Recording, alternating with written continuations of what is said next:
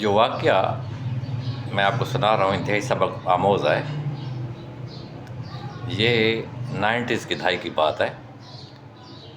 میں اسکول آیا تو وہاں پہ ایک شخص بیٹھا ہوا تھا جس کو میں جانتا تھا، وہ ملک تھا، اور وہ بار بار پرنسپل کو اصرار کر رہا تھا کہ مجھے آپ لوگ فیسوں میں رعایت کریں۔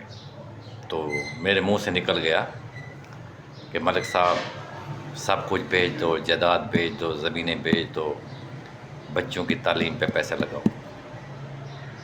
تو وہ اس بات سے میرے سے ناراض ہو گیا۔ بڑی مدت تک میرے سے وہ ناراض رہا، تقریباً 4 سال۔ جب اس کا میرا آپس میں کراسنگ ہوتی تھی تو بولتا نہیں تھا میرے ساتھ۔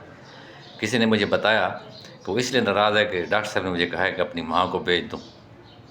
بہرحال 4-5 سال بعد میں اس کے گھر کے قریب سے گزر رہا تھا تو وہ بھاگتا ہوا میرے پاس آیا اور کہا کہ ڈاکٹر صاحب آپ صحیح کہتے تھے، میں غلط تھا، مجھے آپ کی سمجھ نہیں آئی، میں آپ سے ناراض رہا۔ بہرحال اس نے سوری کیا۔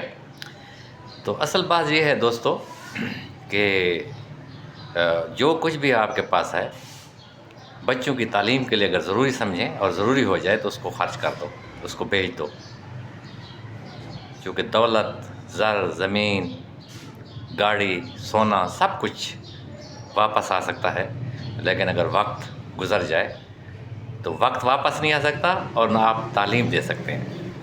تو اس بات کو یاد رکھنا، اس سے آپ کی نسلیں تبدیل ہو جائیں گی۔ Thank you.